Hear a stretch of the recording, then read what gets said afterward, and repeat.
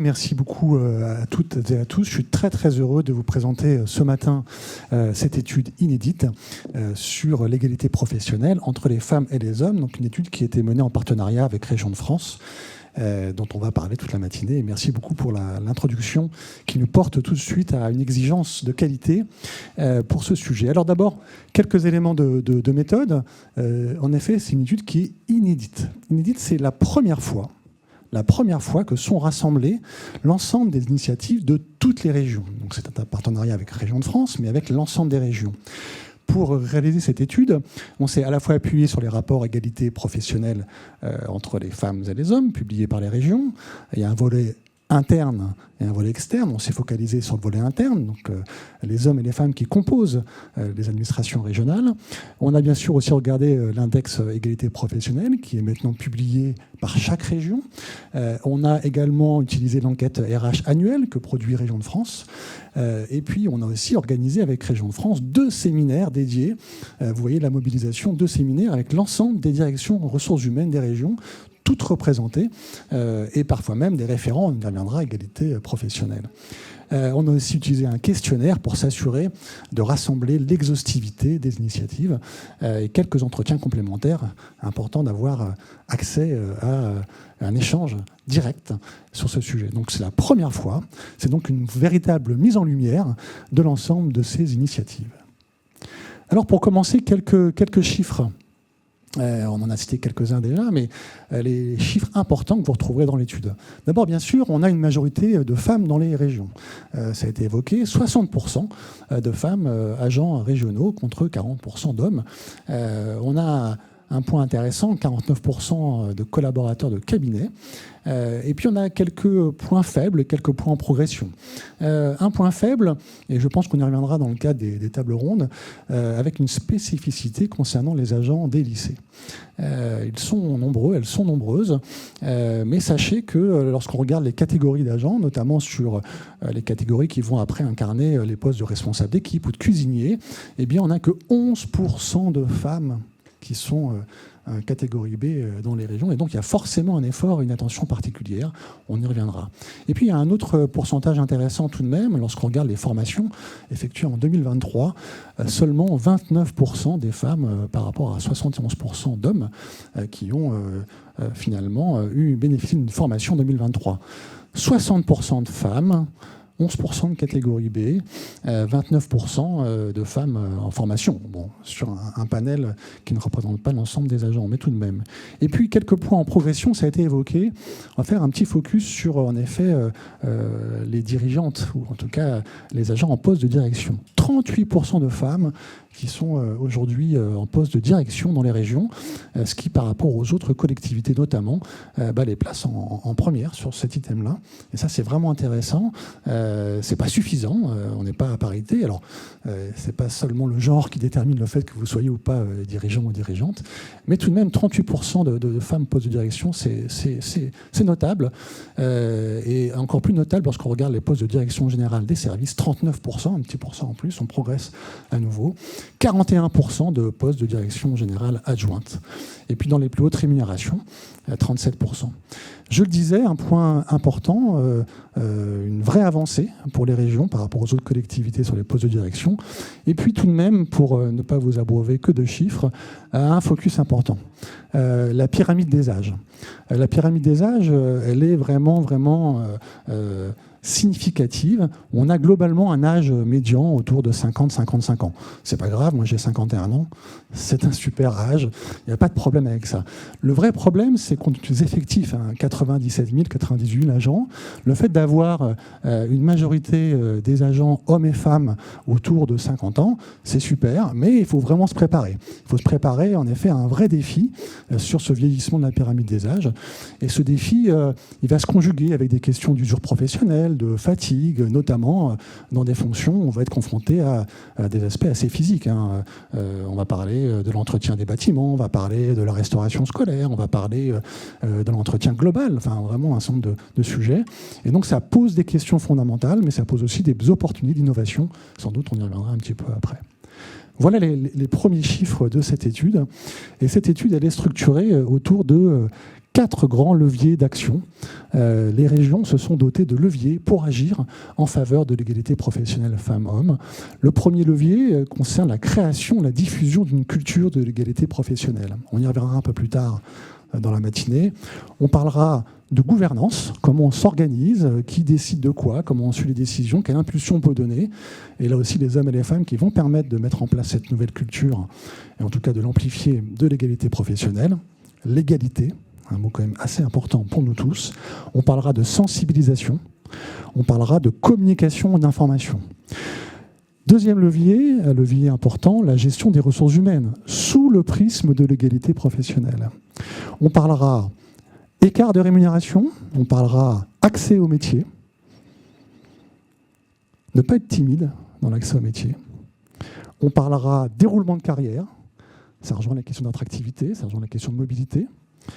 Et puis, il y a un troisième levier, favoriser l'équilibre, le micro fonctionne toujours, favoriser l'équilibre entre vie professionnelle et vie personnelle.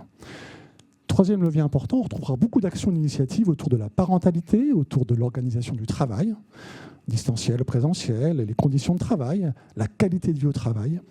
Et on parlera bien sûr de la santé des agents. Quelle action, en tant qu'employeur, on peut mener pour préserver, améliorer la santé de nos agents? Quatrième et dernier levier de cette étude, prévenir et lutter contre les violences sexistes et sexuelles. N'ayons pas peur des mots, il y a encore beaucoup à faire sur ce sujet-là. On parlera signalement, on parlera à nouveau sensibilisation et formation, on parlera prise en charge, animation par des personnels qualifiés, et on parlera donc d'accompagnement de l'ensemble des agents concernés et globalement des structures qui permettent de mettre en œuvre l'ensemble de vos politiques publiques. Je m'arrête là pour cette première présentation. Et merci Cyril. Hop. Nous allons donc démarrer cette première table ronde qui doit nous permettre de mettre en lumière les actions concrètes que les régions ont mises en œuvre et puis de dresser, d'une certaine manière, un état des lieux de la situation de l'égalité professionnelle au sein des régions. Pour échanger sur ces questions, j'ai le plaisir d'accueillir 3 intervenantes. Madame Sandrine Derville, vous êtes vice-présidente de la région Nouvelle-Aquitaine en charge des finances et de l'administration. Et vous êtes aussi représentante de Région de France au sein des instances nationales concernant les questions de fonction publique. Bonjour Madame Derville. Madame Dréan, vous êtes DGA Ressources au sein de l'agglomération Redon, dont j'ai découvert qu'elle était à la jonction entre 2 régions, région Pays de la Loire et région Bretagne. Et vous êtes chargée des rencontres territoriales au sein de l'association Dirigeantes et Territoires. Bonjour, Madame Dréan. Bonjour.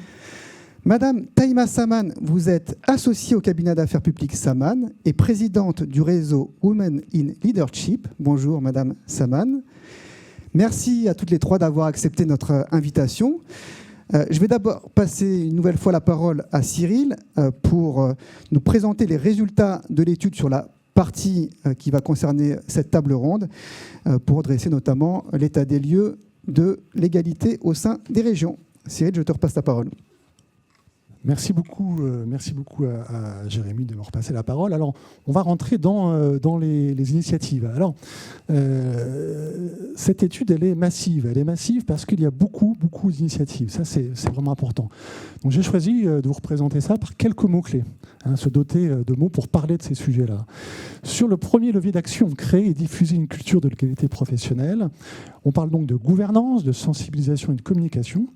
Il y a beaucoup d'initiatives. Alors, je vais en citer quelques-unes et vous les voyez affichées à l'écran, bien sûr ici en présentiel et à distance sur le site de Région de France. Quelques-unes sont vraiment importantes. Toutes sont importantes. Mais tout de même, il faut des référents. Il faut des personnes mobilisées. Donc, il faut avoir des personnes dans les services et aussi dans les lycées. Les régions sont composées de 2 grandes populations, les agents dans les services généraux et puis dans les lycées. D'ailleurs, une majorité dans les lycées. Et sur un territoire qui est vaste, quelle que soit la région. Il faut donc des personnes, des personnels qui sont en capacité de porter le discours, de porter l'information, mais aussi de collecter. Et donc la notion de référent, de réseau d'acteurs est important. Donc c'est du temps, c'est de la présence, c'est de la disponibilité. Parmi les actions, il faut bien sûr pouvoir gouverner, il faut donc un comité de pilotage ou une commission, il faut un portage politique, on va y revenir, il faut une instance de suivi. Il faut à la fois poser les jalons de la mise en place des actions, il faut poser une stratégie, ça a été évoqué en introduction, une politique, et donc il faut mesurer les effets, on y reviendra. Quelques actions intéressantes, conférences, débats, théâtre, voire même jeux pédagogiques. Trouver les bons leviers, les bonnes façons d'appréhender ces sujets et faire en sorte que chacun puisse se projeter. On a beau être ouvert d'esprit, on a beau avoir un intérêt sur un sujet, on n'a pas forcément conscience de ce que ça veut dire. Alors je plaisantais tout à l'heure sur le fait que j'ai 51 ans, je suis donc un homme, voilà.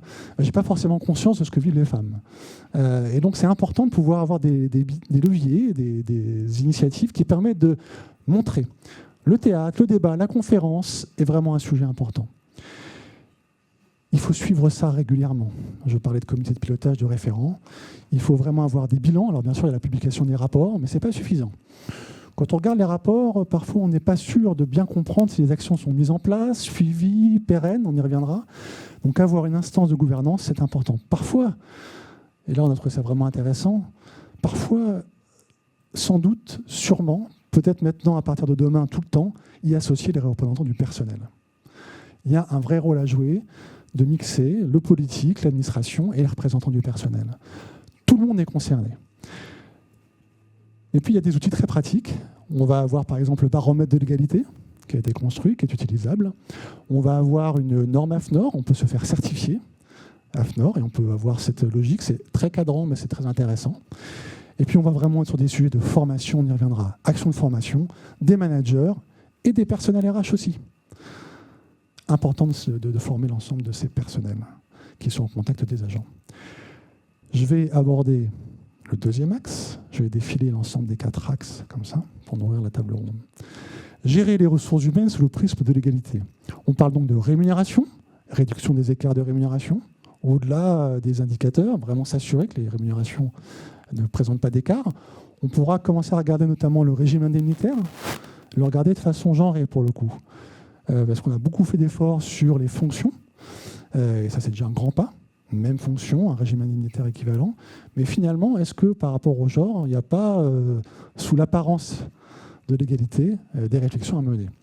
Donc la rémunération, l'équité salariale, et puis on va aussi mettre en place un nombre de programmes d'accompagnement, favoriser les reconversions, indiquer, travailler sur en effet les stéréotypes, valoriser les compétences, je le disais déjà tout à l'heure, limiter l'autocensure, ne pas être timide. Parfois on se censure, on pense qu'on n'est pas fait pour tel ou tel poste. Or, bien accompagné, informé, en discutant, on peut s'apercevoir qu'on peut tout à fait devenir cuisinier, cuisinière, responsable d'équipe, sans aucune difficulté. Aucune difficulté. Parfois, on a des talents qu'il suffit juste d'exprimer. Il faut donc pouvoir candidater. Il faut donc aussi pouvoir proposer des annonces qui sont attractives. Et il y a un petit sujet intéressant, faire en sorte que les jurys de recrutement soient eux-mêmes aussi, quelque part, formés, incités, sensibilisés à la façon dont ils vont accueillir les candidats. Donc des sujets sur le recrutement, sur les parcours, sur les métiers eux-mêmes. Pourquoi pas avoir des sujets autour du coaching, autour du co-développement. On évoquait tout à l'heure le fait qu'il y avait 38% de femmes dirigeantes, postes de direction dans les régions. Eh bien, il y a peut-être aussi des réseaux de femmes dirigeantes à structurer, faire en sorte que les potentiels s'expriment sans aucune limite et frustration. Je vais attaquer le 3e levier. Favoriser l'équilibre entre vie professionnelle et personnelle. On parle donc de parentalité, on parle d'organisation du travail, on parle de santé des agents. Et là aussi, vous voyez, on foisonne d'initiatives. Alors, petite parenthèse, ça ne veut pas dire que toutes ces initiatives se font partout. Mais ça veut dire qu'on peut s'inspirer de ce qui se fait ailleurs. Et ça, c'est la force des régions, la force de Région de France, mais la force de l'ensemble des collectivités, des acteurs publics et privés. C'est aller chercher de l'inspiration. Et puis faire en sorte que, par rapport à une situation spécifique, on puisse piocher ainsi, en tout cas agir. On va voir par exemple des guides de la parentalité, on va réfléchir au congé paternité, on va réfléchir à tout ce qui est rythme de carrière, interruption de carrière, reprise de carrière, accompagnement dans le retour finalement dans les équipes, ça c'est vraiment important. Et puis, on va aussi prendre en compte ce qui serait a priori périphérique. C'est pas périphérique. Une personne, un homme et une femme, elle est à la fois professionnelle, elle a une vie personnelle, une vie professionnelle et personnelle. Elle peut par exemple être aidant ou aidante. Quel impact ça peut avoir sur ma qualité de vie, au travail, chez moi? Il n'y a pas de frontière intellectuelle. Et donc l'employeur, il doit faire en sorte que, pour le bien-être de ses agents, qu'on soit hommes et femmes, eh bien, on puisse avoir des initiatives qui permettent d'améliorer la qualité de vie au travail et donc de favoriser cet équilibre. Le déséquilibre ne permet pas d'avoir des agents qui soient le plus épanouis possible. Donc travailler sur l'équilibre, c'est important. Et puis on va avoir un gros travail sur la santé. J'ai cité quelques initiatives, mais que vous connaissez, qui sont bien plus larges que les régions. Octobre Rose, par exemple. C'est à chaque fois un moment clé pour sensibiliser sur des spécificités. Et puis vraiment avoir des actions autour du sport, autour de plein de sujets. Dernier levier, dernier axe, non des moindres, prévenir et lutter contre les violences sexistes et sexuelles. N'ayons pas peur des mots. Il s'agit de prendre en compte le respect des situations, d'abord leur détection, et donc l'ensemble des dispositifs qui peuvent être d'écouter et de signaler. On a souvent en tête le dispositif de signalement. L'écoute avant le signalement est une bonne chose. Je parlais des réseaux de référents, des ambassadeurs aussi, qu'on va retrouver dans les lycées, souvent des agents volontaires. Ils sont là pour capter, pour écouter, pour proposer, pour être disponibles. Et puis, il faut un cadre qui soit sécurisé, structuré, qu'on se sente en capacité de discuter, d'échanger. Il faut une vraie maîtrise du cadre juridique. Ça ne s'improvise pas, ces sujets-là. Il faut donc que l'ensemble des initiatives soient animées par des professionnels qui eux-mêmes sont formés. Et puis, il faut vraiment qu'on soit dans la participation. On parle des spécificités des régions. La question géographique n'est pas anodine. Les régions, parfois de plus en plus grandes, depuis quelques temps, elles ont à couvrir des territoires gigantesques, avec des dizaines et des centaines de lycées sur le territoire. Comment s'assurer qu'on peut traiter ce sujet-là de façon équitable partout sur le territoire, dans tous les lycées, partout, en partenariat avec l'éducation nationale? Ça, c'est vraiment important. Sujet vraiment important, le quatrième axe, il n'y a pas d'ordre de priorité. N'ayons pas peur des mots, agissons, signalons, sensibilisons, formons, accompagnons.